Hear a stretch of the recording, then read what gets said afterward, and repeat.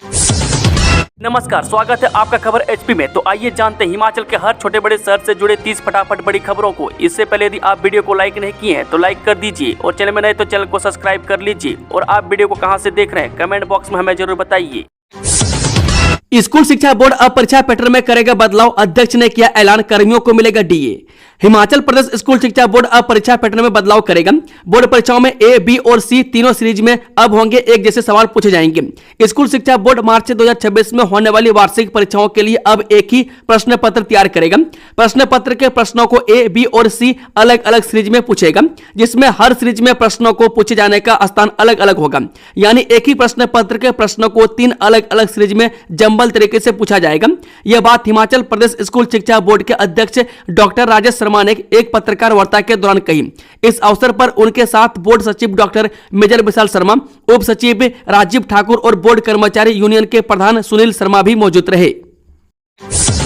हिमाचल में अब जारी होगी बीपीएल सूची। 2 बैठकों में कोरम अधूरा रहने के बाद अब ग्राम सभा के लिए नए नियम तय।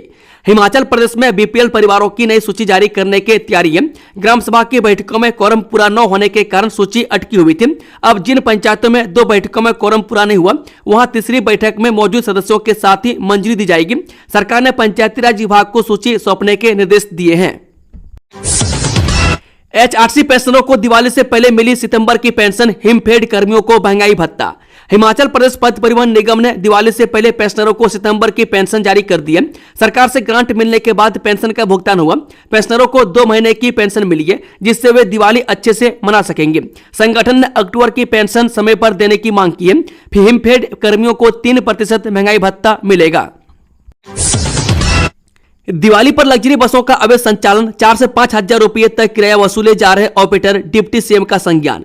हिमाचल प्रदेश में दिवाली के दौरान लग्जरी बसों का अवैध संचालन हो रहा है, जिसमें ऑपरेटर 4 से 5 हजार रुपये तक किराया वसूल रहे हैं। डिप्टी सीएम ने इस मामले पर संज्ञान लेते हुए परिवहन विभाग को अवैध बसों के खिलाफ सख्त कार्रवाई करने के निर्देश दिए, ताकि यात्रियों को परेशानी न हो और उनसे अधिक किराया न वसूला जाए।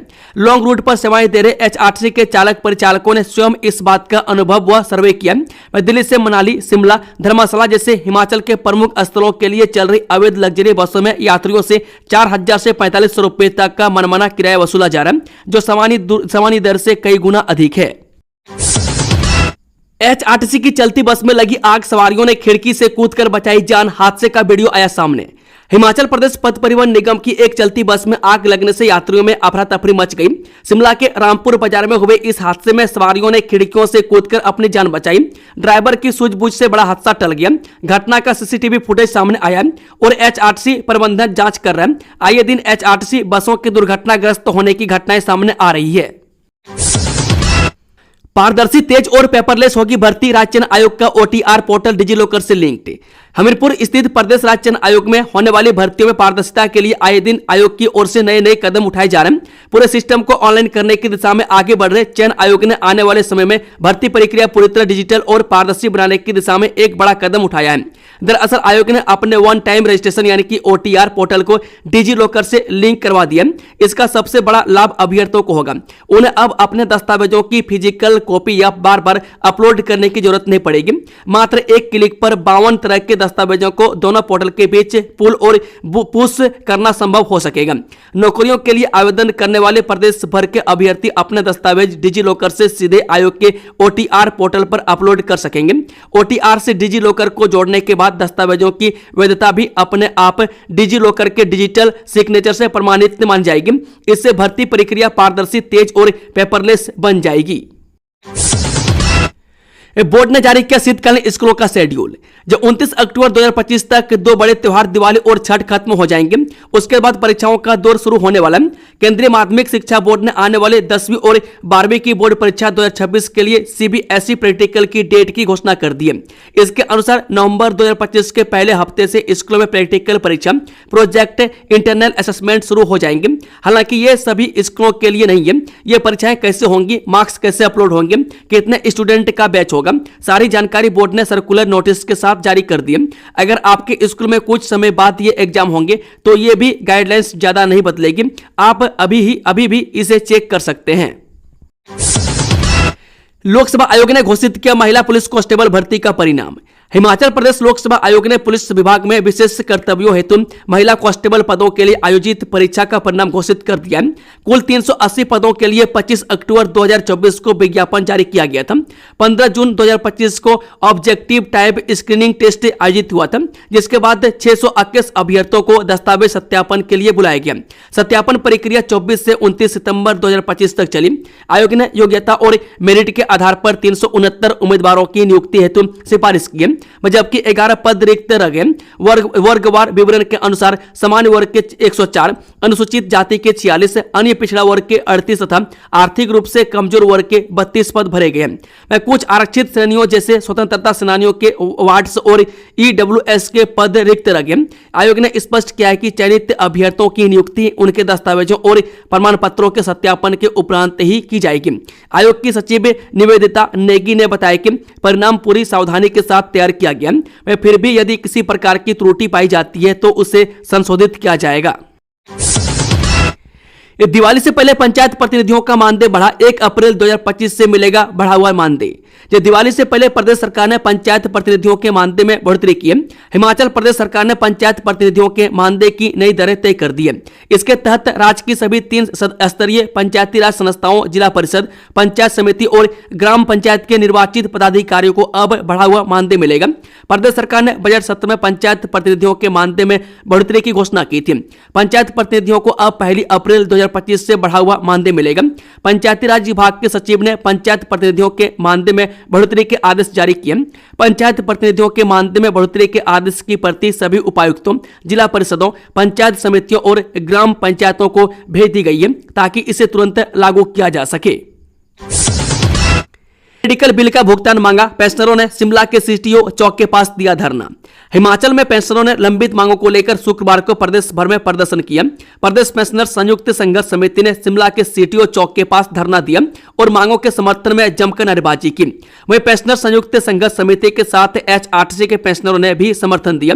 पेंशनर माल रोड पर रैली निकालते हुए उपायुक्त कार्यालय तक पहुंचे और वहां प्रदर्शन किया। उन्होंने उपायुक्त के माध्यम से मुख्यमंत्री को मांगों को लेकर एक ज्ञापन भेजा, जिसमें प्रदेश सरकार ने अपनी मांगों को पूरा करने की मांग उठाई। इसमें डीए की बकाया राशि, लंबित मेडिकल बिल प्रमुख है। उन्होंने चेताया कि अगर जल्द मांगे पूरी नहीं हुई तो आंदोलन को और तेज किया जाएगा। दिवाली के बाद कांग्रेस को मिलेगा नया अध्यक्ष, सोशल मीडिया पर चल रही चर्चाओं पर न दें ध्यान सीएम सुक्खू। अक्टूबर माह के आखिरी सप्ताह या फिर नवंबर के पहले हफ्ते में कांग्रेस का नया अध्यक्ष बना दिया जाएगा। पार्टी का अध्यक्ष किसे बनाया जाएगा यह हाईकमान को तय करना है। अध्यक्ष को लेकर साथ सोशल मीडिया पर चल रही अटकलों पर विश्वास न करें। यह बात सीएम सुखविंदर सिंह सुक्खू ने शिमला में मीडिया से बातचीत के दौरान कही। दरअसल हिमाचल कांग्रेस को कब नया अध्यक्ष मिलेगा, इसको लेकर चल रही अटकलों को लेकर मुख्यमंत्री ने स्थिति स्पष्ट की है। बता दें कि मुख्यमंत्री सुखविंदर सिंह सुक्खू बीती रात ही दिल्ली से वापस शिमला लौट आए। सीएम सुक्खू दिल्ली में नए अध्यक्ष को लेकर चर्चा करने के बाद दिल्ली से वापस पहुंचे। वहीं इस दौरान मुख्यमंत्री ने एचआरटीसी कर्मचारियों और प्रदेश पेंशनरों के मुद्दों पर कहा है, मैं सरकार कर्मचारियों पेंशनरों की समस्याओं का हल निकालने के लिए प्रयास कर रही है। भाजपा ने घोषित किया जिला प्रभारी शिमला की जिम्मेदारी सुरेश चंदेल को, देहरा देखेंगे धर्मानी। हिमाचल प्रदेश में भाजपा ने 17 जिलों के पार्टी प्रभारी एवं सह प्रभारी नियुक्त कर दिए। इसके अलावा सोशल मीडिया एवं आईटी विभाग के प्रभारी भी नियुक्त किए गए। इसकी घोषणा भाजपा प्रदेश अध्यक्ष ने की। सूची जारी करते हुए राजीव बिंदल ने कहा, हिमाचल में 17 जिलों के भाजपा जिला प्रभारी एवं सह प्रभारी नियुक्त किए गए। भाजपा जिला प्रभारी एवं सह प्रभारियों की नियुक्ति से प्रदेश संगठन को बल मिलेगा। हिमाचल में इन परिवारों को 2 लाख रुपए देगी सरकार, 31 मार्च तक उठा सकते हैं फायदा। हिमाचल में आपदा से प्रभावित किसानों और बागवानों के लिए सरकार ने बड़ी राहत की घोषणा की है। अब मनरेगा के तहत भूमि सुधार कार्यों के लिए सरकार 2 लाख रुपए तक की आर्थिक सहायता देगी। ये राशि उन लोगों को मिलेगी जिनकी जमीन प्राकृतिक आपदाओं जैसे भूस्खलन, बाढ़ या भारी वर्षा से क्षतिग्रस्त हुई है। सरकार की ओर से दी जा रही इस राहत का लाभ पाने के लिए प्रभावितों को भारी बारिश से कृषि योग्य भूमि को हुए नुकसान की पटवारी की रिपोर्ट अनिवार्य होगी, जिसके आधार पर प्रभावित 31 मार्च 2026 तक भूमि सुधार के लिए सरकार से मनरेगा के तहत 2 लाख की राशि प्राप्त कर सकते हैं। इसके बाद प्रभावितों को राहत का लाभ नहीं दिया जाएगा। बता दें कि प्रदेश में भूमि सुधार के लिए लाभार्थियों को 1 लाख रुपए दिए जाते हैं, लेकिन हिमाचल में आई प्राकृतिक आपदा को देखते हुए इस राशि को बढ़ाकर 2 लाख किया गया है। हिमाचल में करवट बदलेगा मौसम, इस दिन से कुछ भागों में बारिश बर्फबारी के आसार। हिमाचल प्रदेश के कुछ भागों में बारिश बर्फबारी की संभावना है। मौसम विभाग के अनुसार पश्चिमी विक्षोभ की सक्रियता से मौसम करवट बदल सकता है। कहीं वहीं बीते 24 घंटों के दौरान सुंदरनगर में घना कोहरा दर्ज किया गया, जिससे दृश्यता 100 मीटर तक रही। शनिवार को राजधानी शिमला सहित अन्य भागों में मौसम साफ रहा। उधर ऊना में अधिकतम तापमान 33.0 डिग्री सेल्सियस दर्ज हुआ। पारा चढ़ने से मैदानी जिलों में ठंडक कम हुई है। मौसम विज्ञान केंद्र शिमला के अनुसार 21 अक्टूबर से एक कमजोर पश्चिमी विक्षोभ पश्चिमी हिमालयी क्षेत्र को प्रभावित करेगा। इसके प्रभाव से 21 और 22 अक्टूबर को राज्य के ऊंचाई वाले क्षेत्रों में कहीं कहीं हल्की बारिश से बर्फबारी की संभावना है। इस दौरान चंबा, किन्नौर व लाहौल स्पीति जिले में हल्की बारिश से बर्फबारी की संभावना है। 18 से 20 और 23 से 24 अक्टूबर को पूरे प्रदेश में मौसम साफ रहने का पूर्वानुमान है। अगले 3 से 4 दिनों के दौरान न्यूनतम और अधिकतम तापमान में कोई बड़ा बदलाव नहीं होगा। पांगी में प्राकृतिक जौ की खरीद शुरू, 59 किसानों से 140 क्विंटल की खरीद। मुख्यमंत्री सुखविंदर सुक्खू के निर्देशों के अनुरूप राज्य सरकार ने चंबा जिला के पांगी उपमंडल में प्राकृतिक खेती से तैयार जौ की खरीद शुरू कर दी है। प्रदेश सरकार के प्रवक्ता ने यहां बताया कि वर्तमान खरीफ सीजन में अब तक पांगी उपमंडल के 59 किसानों से 140 क्विंटल प्राकृतिक जौ की 60 रुपए प्रति किलोग्राम के हिसाब से खरीदी की गई है। ग्राम पंचायत हुडान के 11 किसानों से 20 क्विंटल, सुराल के 24 किसानों से 78 क्विंटल, किलाड़ के 7 किसानों से 9 क्विंटल, साच के 7 किसानों से 10 क्विंटल और सेचू से पंचायत के 10 किसानों से 23 क्विंटल जौ की खरीद की गई है। बीएड कॉलेजों में भरी जाएंगी मैनेजमेंट कोटे की सीटें, एचपीयू ने जारी किया काउंसलिंग शेड्यूल। हिमाचल प्रदेश विश्वविद्यालय यानी कि एचपीयू के अधीन निजी बीएड कॉलेजों में उपलब्ध मैनेजमेंट कोटे की सीटें भरने के लिए काउंसलिंग शेड्यूल जारी कर दिया है। सत्र 2025-26 के लिए इन सीटों पर प्रवेश के लिए ऑनलाइन काउंसलिंग होगी। जारी शेड्यूल के अनुसार 21 अक्टूबर को कॉलेज व संकायवार खाली पड़ी मैनेजमेंट सीटों का ब्यौरा जारी किया जाएगा। इसके साथ ही 21 से 24 अक्टूबर तक बीएड की प्रवेश परीक्षा में बैठे उम्मीदवार जिनके प्रवेश परीक्षा में 53 अंक के जनरल वर्ग के और 45 अंक के SC, ST, OBC, PWD वर्ग के अपने पसंदीदा कॉलेज में प्रवेश के लिए आवेदन कर सकते हैं। इसके बाद 25 अक्टूबर को कॉलेजों को बीएड की प्रवेश परीक्षा के आधार पर मेरिट सूची जारी करनी होगी। इसी दिन विश्वविद्यालय का एडमिशन पोर्टल खुलेगा। इसके बाद 27 से 29 अक्टूबर तक कॉलेजों में उम्मीदवारों के दस्तावेजों की वेरिफिकेशन होगी और फीस जमा करवानी होगी। यहां बता दें कि फीस स्ट्रक्चर सत्र 2024 से 25 का ही लागू रहेगा। फीस स्ट्रक्चर में कोई बदलाव नहीं किया गया है। नौकरी की तलाश खत्म, 70 पदों पर भर्ती का मौका, 27 को होगा interview. JSIS India limited RTA Hamirpur द्वारा सिक्योरिटी गार्ड और सुपरवाइजर के 70 पदों पर भर्ती के लिए 27 अक्टूबर को सुबह 11 बजे उप रोजगार कार्यालय नादौन में साक्षात्कार लिए जाएंगे। जिला रोजगार अधिकारी सुरेंद्र शर्मा ने बताया कि इन पदों के लिए 19 वर्ष से 40 वर्ष तक के पुरुष उम्मीदवार भर्ती किए जाएंगे। वह 10वीं फेल या 10वीं पास अथवा इससे अधिक शैक्षणिक योग्यता वाले उम्मीदवार जिनकी लंबाई कम से कम 168 सेंटीमीटर और वजन 52 से 95 किलोग्राम के बीच हो, इन पदों के लिए पात्र हैं। चयनित उम्मीदवारों को मौके पर ही ऑफर लेटर प्रदान किए जाएंगे तथा उन्हें 17,500 रुपये से लेकर 23,000 रुपये तक मासिक वेतन एवं अन्य सुविधाएं दी जाएंगी। मां बागलामुखी रोपवे 3 दिन के लिए रहेगा बंद, जानिए क्या है वजह। अगर आप माता बागलामुखी के दर्शनों के लिए रोपवे के जरिए जाने का प्लान बना रहे हैं तो यह खबर आपके लिए महत्वपूर्ण है। भक्तों की सुविधा का यह खास साधन रोपवे अगले सप्ताह 3 दिनों के लिए अपनी सेवाएं स्थगित करने जा रहे हैं। बता दें कि ropeway and rapid transport system development corporation यानी कि RRDTC ने घोषणा की है कि आवश्यक त्रैमासिक रखरखाव और मरम्मत कार्य के कारण इस रोपवे का संचालन 22 अक्टूबर से शुरू होकर 24 अक्टूबर तक पूरी तरह से बंद रहेगा। हिमाचल में इस दिन तक लागू रहेगा वन वे ट्रैफिक, जाने नया रूट। त्योहारी सीजन के मद्देनजर और धनतेरस के अवसर पर मंडी शहर में यातायात की सुचारू आवाजाही सुनिश्चित करने के लिए मंडी पुलिस ने यातायात व्यवस्था में बदलाव किया। 18, 19 व 20 अक्टूबर को नगर में प्रमुख मार्गों पर एक तरफा यातायात व्यवस्था लागू रहेगी। इसमें न्यू विक्टोरिया पुल पर गांधी चौक की तरफ से पुरानी मंडी खलियार जाने वाले महामृत्युंजय मंदिर की ओर से ITI चौक की दिशा में जाने वाले यातायात न्यू सुकेती पुल से केवल एक दिशा में चलेगा। दिवाली शॉपिंग हुई टेंशन फ्री। हमीरपुर के मुख्य बाजार में 3 दिन वाहनों की एंट्री बंद है। दिवाली के मौके पर हमीरपुर शहर के मुख्य बाजार में उमड़ने वाले खरीदारों की भारी भीड़ के मद्देनजर जिला प्रशासन ने एक अहम फैसला लिया। लोगों की सुरक्षित और सुगम आवाजाही सुनिश्चित करने के लिए जिलाधीश अमरजीत सिंह ने एक विशेष आदेश जारी किया। इस आदेश के तहत 18 अक्टूबर से लेकर 20 अक्टूबर तक गांधी चौक पर स्थित सोहारू कॉम्प्लेक्स से लेकर सब्जी मंडी तक का पूरा क्षेत्र सभी प्रकार के वाहनों के लिए पूरी तरह से बंद रहेगा। इसका मतलब है कि इन 3 दिनों में इस इलाके को नो व्हीकल जोन घोषित कर दिया गया ताकि लोग बिना किसी बाधा के खुशी खुशी अपनी खरीदारी कर सके और पर्व की चहल पहल का आनंद उठा सके। हिमाचल में दिवाली तक साफ रहेगा मौसम, फिर इस दिन बारिश और बर्फबारी होने की संभावना। हिमाचल प्रदेश में दिवाली के त्योहार तक मौसम सामान्यतः खुशगवार रहने वाला। मैदानी इलाकों में दिन में अच्छी धूप खिलने से पारा चढ़ा हुआ है, जिसके कारण ऊना में अधिकतम तापमान 33 डिग्री सेल्सियस तक दर्ज किया गया। इस वजह से निचले जिलों में अब ठंड का एहसास कम हो गया। मौसम विज्ञान केंद्र शिमला के अनुसार के मुताबिक 20 अक्टूबर तक पूरे राज्य में मौसम शुष्क और साफ बना रहेगा। यह साफ मौसम 23 अक्टूबर तक राज्य के अधिकांश हिस्सों में बरकरार रहेगा। जम्मू में तैनात हिमाचल के कांगड़ा का जवान शहीद। जम्मू के कालू चक के मिलिट्री स्टेशन में तैनात जिला कांगड़ा के सैन्य जवान की शुक्रवार को अचानक मौत हो गई। 22 वर्षीय प्यार चंद अपने कैंपस में अचेत अवस्था में पाए गए थे। साथियों द्वारा उन्हें तुरंत सतवारी के मिलिट्री अस्पताल ले जाया गया, जहां डॉक्टरों ने उन्हें मृत घोषित कर दिया। वह मूल रूप से कांगड़ा तहसील के गांव डाका के रहने वाले प्यार चंद पुत्र मुल्क राज्य कालू चक मिलिट्री स्टेशन की घुड़सवार यूनिट में कार्यरत थे। वह दिवंगत जवान के पार्थिव शव का पोस्टमार्टम जम्मू मेडिकल कॉलेज अस्पताल में करवाया गया। शुरुआती जानकारी के अनुसार जवान की मौत का कारण हार्ट अटैक बताया जा रहा है। जम्मू की ग्रेटर कैलाश पुलिस घटना की जांच कर रही है। पुलिस अधिकारियों के अनुसार सैन्य जवान की अचानक हुई मौत के कारणों का सही पता पोस्टमार्टम रिपोर्ट आने के बाद ही चल पाएगा।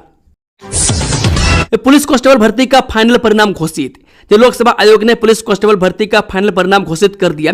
वह पुरुष व महिला पुलिस कांस्टेबल के पदों को भरने के लिए हाल ही में डॉक्यूमेंट वेरिफिकेशन प्रक्रिया अमल में लाई गई थी और इस प्रक्रिया के पूरी होने के बाद शुक्रवार को देर शाम मेरिट के आधार पर परिणाम घोषित कर दिया गया। पुलिस कांस्टेबल के कुल 369 पदों को भरा गया। हालांकि लोकसभा आयोग के माध्यम से महिला वर्ग में 380 पदों को विज्ञापित किया गया था। हिमाचल की बेटी ने हासिल किया बड़ा मुकाम, शिवानी बनी भारतीय हैंडबॉल टीम की कप्तान। देवभूमि हिमाचल की बेटी ने बड़ा मुकाम हासिल किया। बिलासपुर के उपमंडल घुमारवी की बेटी शिवानी को भारतीय हैंडबॉल टीम की कप्तानी सौंपी गई है। शिवानी बहरीन में होने वाले एशियन यूथ गेम्स में भारतीय टीम का नेतृत्व करेंगी। शिवानी 19 से 23 अक्टूबर तक बहरीन में आयोजित होने वाली प्रतिष्ठित एशियन यूथ गेम्स में भाग लेने के लिए रवाना हो गई है। उनके शानदार प्रदर्शन और खेल के प्रति समर्पण को देखते हुए उन्हें यह महत्वपूर्ण जिम्मेदारी दी गई है। अब पूरे देश से उनके नेतृत्व में टीम से बेहतरीन प्रदर्शन की उम्मीद कर रहा है। मैं सीएम सुखविंदर सिंह सुक्खू ने शिवानी को हार्दिक बधाई एवं शुभकामनाएं दी है। सीएम लिखा कि यह गौरवमयी उपलब्धि हिमाचल प्रदेश के साथ साथ पूरे देश के लिए गर्व का विषय है। उन्होंने शिवानी के उज्जवल भविष्य की कामना की और विश्वास जताया कि वह देश का नाम रोशन करेंगी। दिवाली के लिए जारी हो गई एडवाइजरी, पटाखे जलाने से पहले कर ले ये काम। दिवाली के दौरान अग्निशमन सुरक्षा के लिए क्या न करें और पटाखे चलाने, इसको लेकर अग्निशमन विभाग ने एडवाइजरी जारी की है। अग्निशमन विभाग की ओर से जारी की गई एडवाइजरी में कहा गया है कि घर के अंदर पटाखे न चलाएं। इसके अलावा कभी भी घर के भीतर, खिड़कियों के पास या अन्य बंद स्थानों पर पटाखे न जलाएं। मैं ढीले व लटकते कपड़े न पहने।